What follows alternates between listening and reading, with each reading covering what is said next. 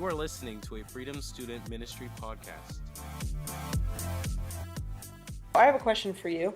Has there ever been a smell that you've smelled and it's taken you back in time? Yeah. Can you think of it and tell us? Anybody have anything they want to share? Austin. So at Home Depot, I don't know what it is, but it's like this stuff that smells like a pool. In our old house, we have a pool, and it's like I smell it, and it like immediately takes me back to that Yeah. pool. It's really weird. Yeah. Isn't that interesting? Who else has something? My grandma was making cookies because I feel like I used to go over there a lot when I was little. Mhm. So I would think back to when I was little. Mhm. And I would go over there. Yeah. Yeah. Mine goes along with that. When I smell smoke from a chimney or from a fireplace, I immediately go back to when I was going next door to my grandparents' house and they had a fireplace. And it was during Thanksgiving, Christmas time. And so I remember the meals we would eat together, and then presents opening or being with family that I don't see very often. So, anybody else? Audrey? Oh, if it's gross. No, every time I use the bathroom.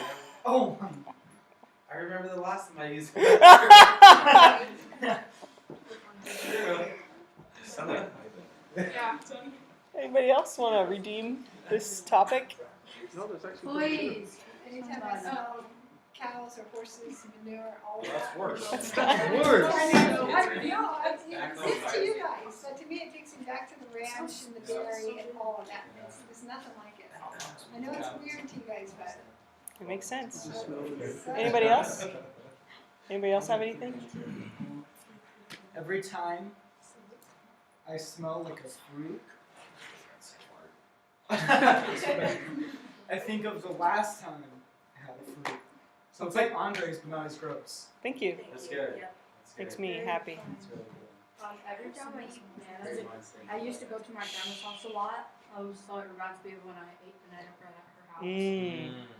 It's a good memory. That's good. Okay, so would you take out? Oh. What was that? Well, it doesn't matter. Take out your Bibles and go to John chapter 12. Let's pray. God, thank you so much for tonight. Thank you for all the testimonies that we got to hear. Lord, you're doing some amazing things in us. And I just pray that more testimonies would flow from us as we grow closer to you and just hear more from you, like Rachel was talking about.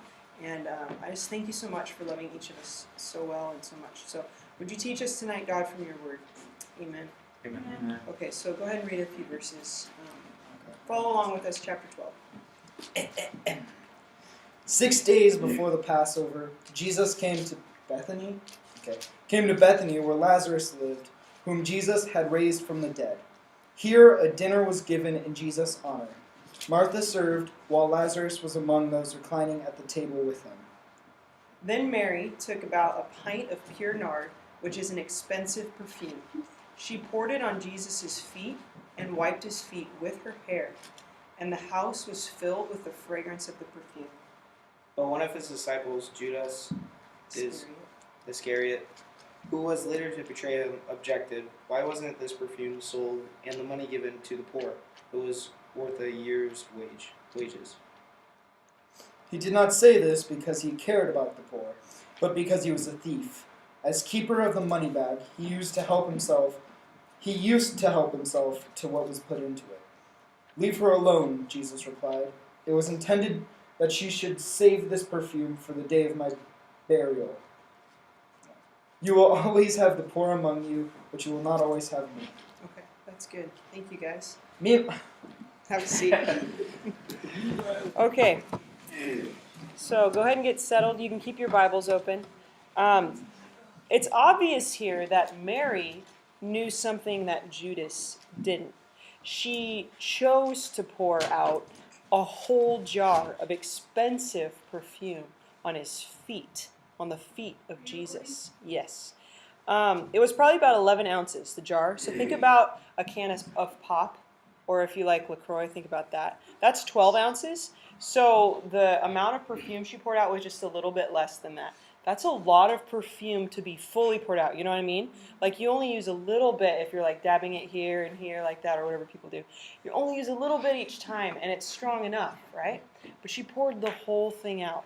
And it was also worth, what do you say, a year's wages?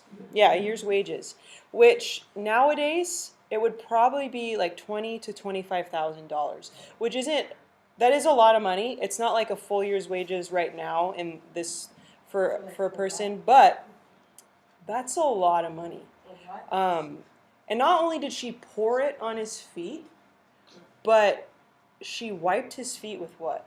Her hair. Her hair. Squirrel. Her hair. So the feet were just about the dirtiest part of people in those days because they walked everywhere, or they like rode horses or something, but they walked most everywhere. And it was dirty. It was hot in the Middle East, so they wore sandals. And like if it was muddy, their feet would be muddy. Or if they accidentally walked into a pile of horse poop, then they would have that on their feet. Like where they walked was also where there was poop and pee of all sorts of animals and maybe even humans, I don't know. So feet were gross, is what I'm trying to say. Yet she chose to wash the feet of Jesus with probably the cleanest part of her hair. She chose to do that. Now his feet had probably already been washed because the custom was when you enter a home, the servants wash your feet so that you're not walking around someone's home with nasty feet. But still, she still chose to do that. Isn't that pretty crazy? And not only did she sacrifice to Jesus by pouring that out for him, something that was worth a lot of money, but she used the best of herself. Think about your hair and how much you take care of it, especially girls. She chose to take the best of herself to clean the worst of Jesus. And that shows that even the worst of Jesus is worthy of sacrifice and is of worth. His dirty feet. If you also think about it, the perfume smell was probably pretty strong, right? In fact, what we have in here today, you may not like it, and I'm sorry, but it's just for tonight, is myrrh and frankincense. Isn't that amazing? So those are oils. Those were things that were gifts to Jesus when he was born. And the myrrh that's in here is probably you know how it talked about pure nard, or there's another word for it, I can't remember what it is. The myrrh is probably what it smelled like. So you're kind of smelling what the people would have smelled when she poured the perfume out. I know maybe it's not your favorite. I see you guys back there grimacing, but I like it. So the crazy thing is, like, it wasn't just, this small area that smelled like perfume. It was the whole house. So Simon the leper is where they were. They were at his house. His entire house smelled like this perfume. I wonder if he liked that. I wonder, yeah. And Judas also smelled it. Judas is the one who said, hey, shouldn't she have sold that for a lot of money and given to the poor? Even Judas smelled like it. And they smelled like it probably for the rest of the day, don't you think? Or maybe even the next day. I'm sure they didn't bathe that often, and they probably wore the same clothes a lot. So they smelled like it for a while. So they had that smell, that memory, like we were talking about earlier, that was with them for a long time. So Jesus says in verse 7 of John 12, first of all, I think this might be, so here's some pictures. Would you get the lights, Andre? Just some pictures for visual, like there she is kind of washing his feet, her hair's there, getting ready to use it. And there's another picture, there's kind of a small little jar of what it may have looked like of perfume. And she's got tears in her eyes, we'll talk a little bit more about that. And this is, say that again. Look like Carrie Ann. That's what I was just Oh, Wow. that's crazy. Looks like your mom, Pates. Wow. She Wow. smiles. And Trey. I'm sorry. And then here's a picture of what their Trey's feet sister. could have looked like, right? Yeah, these are Trey's feet. Guys, That's mean. if you've ever been out barefoot in the mud, your feet might look like this too. That's disgusting. So this is where we were, and this is what, you can get the lights now, thanks. This is what Jesus said in verse 7 of chapter 12. Leave her alone, he says to Judas. It was intended that she should save this perfume for the day of my burial, Peyton. So Mary may not have known that that's what she was doing, preparing Jesus for his burial, but actually maybe she had some sort of knowing that that's what she was doing. But Jesus prophesied in that moment that I am being prepared for my burial. Now I want to talk a little bit about burials real quick. Like, why would he need to be prepared that way? Well, the Jewish people didn't practice embalming, which is preparing a body to go underground or go in a tomb and decay. They didn't practice that. So bodies would, and I don't really know all the details of that, I didn't really want to look it up, but bodies would smell pretty badly. So they would put certain spices on the body after they got wrapped up after they died, or oils or something like that. And they also wrap them up. And they wrapped them up, yeah, to prevent some smell. But still, there was some smell. But it also honored Jesus when he died, when they put the oil or the spices or whatever, when the ladies did that for him, it honored his body for them to do that for him. But let's go back to the story. So I want you to think about this moment between Jesus and Mary, okay? It's really beautiful. Wendy and I were talking about this earlier. She really helped me prepare this message tonight, so thank you publicly for doing that. This is beautiful moment between them where it's just them. Yes, there are lots of people in the room, but there's this knowing between them. Jesus and Mary are good, you know. There's a lot of stuff going on in the room. There's a lot of guys in the room. There were a lot of men gathered around the table, and the women were serving. And Mary comes in, and she does this crazy act of kneeling before Jesus and pouring the perfume out. So just like, imagine this situation. She's in a room of men who don't quite understand what she's doing, and she's in a room of men where there's Judas who is telling her, or who is speaking out against what she's doing. And even though she's doing this, even though her sister Martha is busy serving the men. And she's doing this even though Martha probably thinks or said to Mary, you should be doing this too. You should be serving. You shouldn't be doing what you're doing. Or you shouldn't have been gone at first. You should have been here doing what I've been doing this whole time. She is just there with Jesus, right? And maybe this is true in your relationship with Jesus, okay? Maybe this is true in your relationship where you and Jesus are good. In your room, in your quiet time, you're good. But there's a tension in the rest of your environment. There's a tension in your home or in school or with your friends because sometimes you choose to step out and step up and say something about Jesus. Or you choose not to do, say, or watch something that other people, maybe it seems like everybody, is watching. There could be tension because you feel like, well, I'm trying to do what the Lord wants me to do. I'm trying to do good, but no one else around me is doing it. And so I feel like just going back into my box and having really good quiet times, but not really breaking out of that box and being bold. Maybe that's how you feel. I know when I think of myself in middle school, I was bold in certain areas, but I wasn't free in high school to share, and I wish I would have been. So I encourage you guys right now that this Easter season is a time for you to step out in boldness, for you to have amazing quiet times with the Lord, but allow Him to use you outside of that time. For you to really seek Him in the quiet place of your bedroom or wherever that might be, and to then let that just explode out of you when you're with your friends, when you're with your family. In an example, of Andre, when you're with your mom and you've had some stuff that's been, you probably have all experienced what he was talking about before, just walls between you and a parent. Like, allow the Lord to infiltrate that area of your life when you're around your parent or when you're in your quiet time. You know what I'm saying? This is the season to get bold. And that's what the Lord is calling us to. That's what He wants us to do, is to be bold. And this is why, because Jesus is worthy. Girls, well, kill it.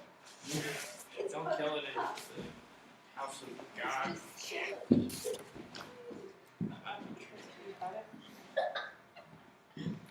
Thanks for stepping up, Jer. Who killed it? So the reason why it's time to be bold is because Jesus is so worthy. He's worthy of all of us. He's so worthy that a woman came in and gave probably her most prized possession for Him. Something that she could have passed down to generations to provide for them. She could have sold so that her children would have had food in case they needed it. Or she could have passed down for generations and her family could have been proud of it. You know what I'm saying? But instead she chose to give it to Jesus. She gave Him her all, every part of her, right? She even used her hair to wash His feet, which just continues to blow my mind that she would do that. Jesus is worthy. And when we encounter That means when we meet or come in contact with the Jesus that allowed Mary to pour that on his feet and then stood up for her when someone spoke against her, when we encounter him, we're going to be moved. We're going to be moved inside, and we're going to be moved to do something about it, to do something about the one that we know loves us and who is so amazing. So the things that we might do is like worship him or tell others about him or be bold or allow him to melt certain parts of us that are just rough and hard inside our hearts. And we also, when we encounter Jesus, we can't help but just prepare ourselves for these certain things that come up like Good Friday, Easter, Christmas, other things in our lives where we can prepare our hearts and just say, God, impact me in a new way this season as I learn again about your burial and resurrection, but impact me fresh. You know what I mean? That's why a lot of times people come out with devotionals before Christmas or before Easter. It's because we hear the same thing every year, but this is a new opportunity to hear it in a new way and allow the Holy Spirit to speak to us about the same thing that we hear every year, but in a new way. So allow him to refresh you and to speak truth to you in a new way this season. If any voice tells you not to be lavish about your love for Jesus, tell it no. We are called to, and we get the joy of being undignified when we worship the Lord. You know what undignified means? Nobody knows? There's a song we used to sing back in the day. It was so silly. I will dance, I will sing to be mad for my King. Nothing, Lord, is hindering this passion in my soul. Anybody know that one? And I'll become even more undignified than this. And David was called undignified because he stripped his clothing and was in his underwear dancing in the street, but like praising Jesus. And so like, I'm not saying to do that tonight. Please don't. Please don't. But be lavish in your outward expression of your love for Jesus and be okay with that. Be extravagant in your outward love for Jesus. Be bold. This is a safe place to practice that. Like, nobody's going to care if you dance up and down. I mean, some of you even do that, and I say go for it and do more. Like, whatever the Lord is doing in you, allow it to express itself in the way that he's wanting to express it in you. This is the season where that can start, and it can become new and fresh. Last thought is let there always be a clear, direct line of communication between you and God, like there was physically between Mary and Jesus in that time. Let that always be clear and direct, so that you're always aware of what he's doing and of his glory. Like, I'm thinking that Mary just had this connection with Jesus because she spent time with him. And so she was aware that something was coming, and she just really wanted to bless him. So, like, do you want to be aware of what God's doing? Of what's coming, of what he wants to do in your life? Have that deep connection with him. Read his word, spend time with him, get to know him. And that then you'll start to have that kind of a relationship with you. That's right, yeah. And then my prayer for you guys is that people will know you've been with Jesus because of the fragrance that comes off of you.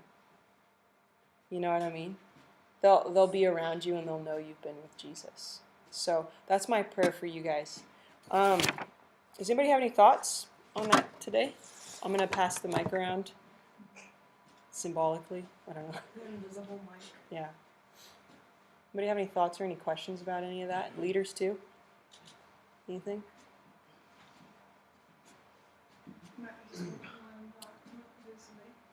Go ahead. I was thinking, about, our expression of worship comes in a 100 different ways because we're all different, so it's, I guess what I want to say is just to worship Jesus in the way that you want to worship, in the way that you're moved to worship him. And so, it may be to jump up and down, but you may be a very quiet, reflective person. There's no certain way. It's just Right. who you are, who you've been called to. What does Jesus do inside of you? And it can be so deep in a moment and nobody even know it around you because it's happening, right there between you and Jesus. Or it might be very exuberant and it might be obvious, but it doesn't really matter what others think or not, right? Because that's not who we're worshiping. We're worshiping Jesus and he's the one. So what Eric is saying is just open your heart up completely to him and worship and just say, Jesus, how do you want me to worship you? How do you want me to love you in the way that you make me? It's good. It's Austin. It's kind of a testimony, but it goes with Yeah. this. It's just today I was out playing basketball with some friends, and they were just talking about things that weren't right, and they were just saying things that were wrong, and I knew they were wrong. And I've had this kind of before, where it's just like this. I don't know. It's like, what's the word? Conviction. I've had it before, but never this strong. It was just like almost kind of, I need new friends. It's not like there's nothing wrong with them. It's just they just who I wasn't supposed to be around. And it was just like, they're amazing guys, and they're awesome, and they're really fun to be with, but it's just like, those aren't good influences. And so just what you were talking about, being bold and saying no to those kind of things, is just, it was powerful. And also, I want to talk to certain people in one of my classes about God. Because one of them's a Christian, but she's kind of falling away. And the other one, she just has such a pure heart, but she's just been influenced by other people at the school, I can tell. So I really want to talk to them about the gospel. Yeah. But yeah, that's So good. powerful. Just been very time. Thanks, Austin. Yeah, that's amazing. Thanks for sharing that. Does anybody else have any questions or thoughts? All right, so we're going to go into worship. You have just been listening to a Freedom Student Ministry podcast.